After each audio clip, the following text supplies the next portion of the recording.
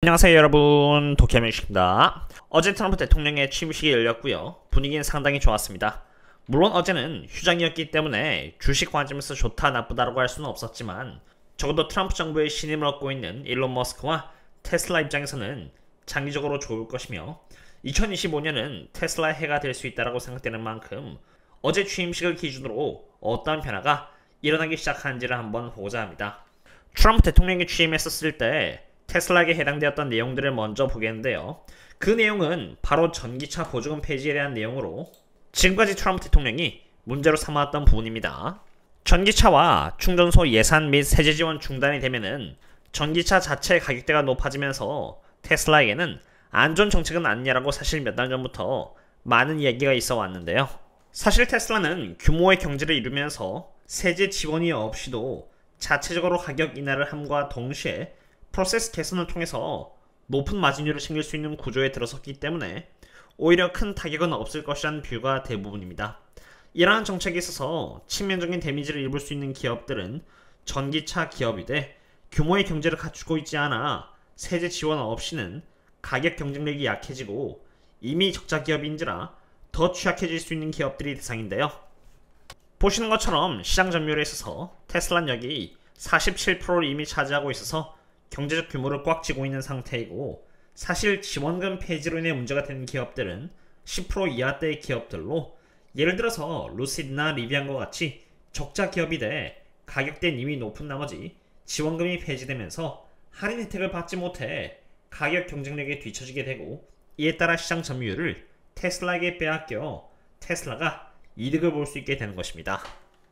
실제로 루시드의 프리 캐시플로우를 보시면은 계속 적자 현금 흐름은 이어지고 있는 상태이고, 이러한 현상은 리비안도 마찬가지로 지원금을 받지 못하면은 고객들 상으로 가격 경쟁력을 잃어버리게 되는 나머지 이들의 시장 점유율은 줄고 반대로 테슬라가 그 갭을 메꾸게 되는 것입니다.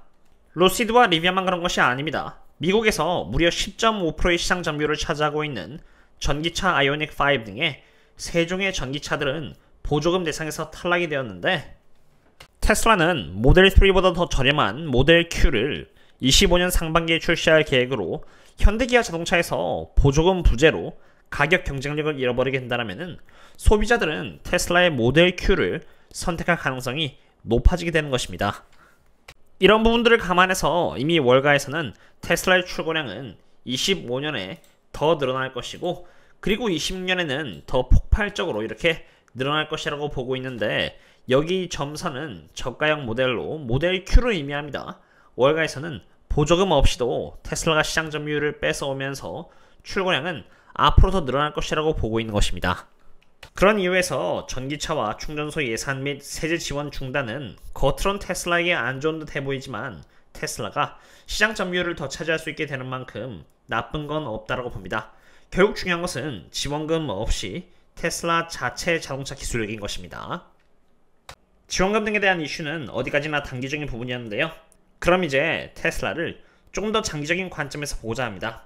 이것은 25년 1월 15일 차이나 머천트 스큐리티스 측에서 분석한 보고서로 CMS의 경우는 테슬라가 무려 528달러까지 갈 수 있을 것이라고 보고 있는 기관입니다. 그것에 따른 근거를 살펴보도록 하겠는데요. 비록 24년의 출고량 성장률은 23년에 비해서 이렇게 큰 개선점이 없었지만 25년을 시작으로 26년까지 꾸준히 상승함에 따라서 여기 매출 성장률은 다시 이렇게 상승 사이클에 접어들 예정이라고 평가를 했습니다. 그냥 출고량과 매출량만 좋아지는 것은 아닙니다. 테슬라는 프로세스 개선을 통해서 마진율 또한 개선을 앞두고 있는데요. 여기 주황색인 그로스 마진은 매출액에서 원가 비용을 빼면은 매출 총이익이 나오는데, 그 매출 총이익을 다시 매출액으로 나눈 것으로 원가 비용을 얼마나 잘 컨트롤하고 있는지를 보여주는 것이 바로 그로스 마진이라고 보면 되는데, 보시면은 테슬라의 그로스 마진은 18%에서 이렇게 21%까지 올라갈 것으로 보여지고 있고요. 넷 마진은 순이익을 매출액으로 나눈 것으로 8%에서 다시 11%대로 이렇게 올라갈 것으로 보여지고 있는 것입니다. 테슬라는 밸류에이션 관점에서 바라보면은 프라이스 투 셰프상 이미 104배 멀티플을 갖고 있어서 26년 12월까지의 실적을 전부 다 반영을 한 나머지 9% 정도 고평가되어 있다고 판단이 되는데요. 고평가이기 때문에 앞으로 있을 수 있는 실적이나 매크로 이벤트 등의 결과에 따라서 얼마든지 과한 변동성을 보여줄 수 있지만 테슬라는 장기적으로 자율주행이나 로봇 그리고 사이버캡 등 새로운 성장률을 보여줄 수 있는 재료들을 많이 갖고 있어 오랜 기간에 걸쳐서 고평가를 받을 것이라고 생각이 되고요.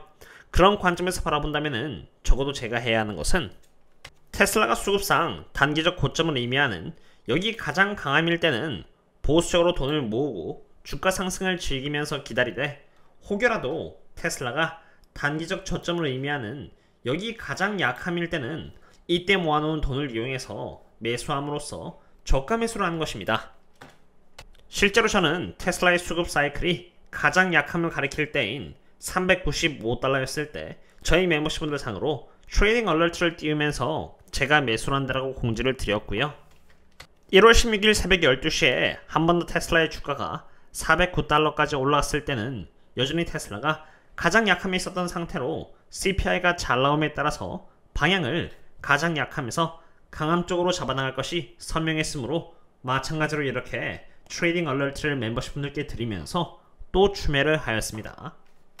이처럼 제가 테슬라 대상으로 궁극적으로 추구하는 방식은 바이 앤 홀드로 동그라미의 크기 차이일 뿐 결국 모든 섹터는 시계 방향으로 돌고 도는데, 가장 강함일 때는 상승을 즐기고 여기 가장 약함일 때는 주가가 단기적 바닥을 보여주는 것이기 때문에 이러한 기회를 놓치지 않고 저렴하게 주식을 모아나가자는 것입니다. 주식이 떨어지면은 한없이 떨어질 것처럼 보이는 것이 또 주식이고, 바로 그런 이유에서 종종 저가 매수를 놓치곤 하는데요. 이 데이터는 제가 저희 멤버십 분들께만 꾸준히 공유드리는 데이터로 꾸준히 저렴한 지점에서 모아나가고자 합니다. 그럼 이제 매크로 관점에서 한번 알아보고자 합니다. 행정명령 외에도 눈에 띄는 모습을 보여준 것은 바로 달러의 움직임이었습니다.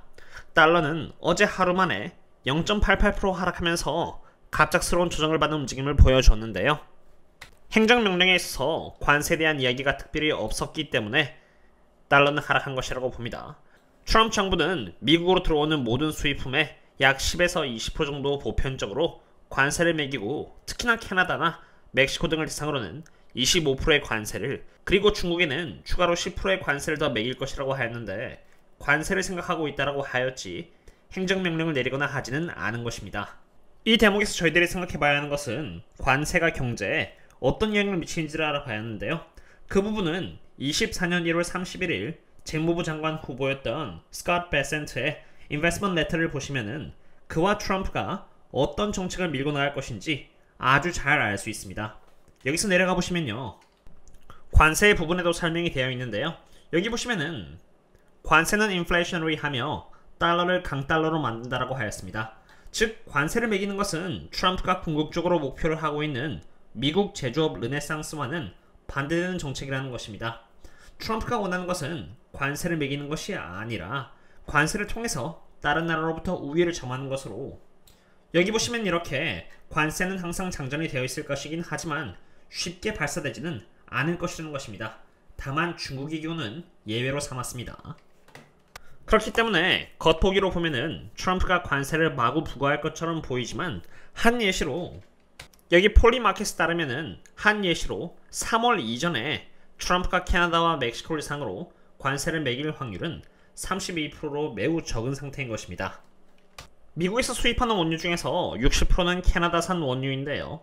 이러한 원유를 상으로 25%의 관세를 부과해버리면은 미국으로 들어오게 되는 석유값은 폭등한 상태로 들어오게 돼서 미국에서는 스콧 베센트가 말했던 것처럼 인플레이션이 더 심해져 버립니다. 물론 캐나다 입장에서는 관세로 인해서 상대적으로 적은 원유를 수출할 수밖에 없게 되어 피해를 입지만, 미국 또한 마찬가지로 기름값이 폭등을 하고 인플레이션이 더 심해지면서 상당히 심한 피해를 입을 수 있게 되는 것입니다. 관세 부과는 서로에게 좋을 것이 전혀 없기 때문에 제 생각에는 트럼프가 25%어치의 관세를 부과할 것이라고는 생각되지 않습니다. 사실 여기서 어떻게 생각하느냐에 따라서 투자 기회가 또 생겨난다고 보는데요. 왜냐하면 캐나다 원유 기업들은 관세 우려로 인해서 주가가 하락했는데 정작 관세가 부과되지 않는다면은 반대로 나중에 주가는 상당히 좋은 모습을 또 보여줄 수가 있기 때문입니다. 어쨌든 오늘은 테슬라와 관세에 대한 분석을 해봤는데요. 장기적으로 테슬라는 이제 트럼프 대통령을 업은 만큼 꾸준히 바이 앤 홀드를 해나간다고 보고 있고요. 좋은 기회가 올 때마다 테슬라의 수량을 계속 늘려나가고자 합니다. 다음 분석은 제가 오늘 밤에 있을 테슬라 midnight 업데이트를 통해서 여기 네이버 프리미엄 컨텐츠에다가 또 공유드리도록 하겠습니다. 그럼 다음에 또 만나요. See you later.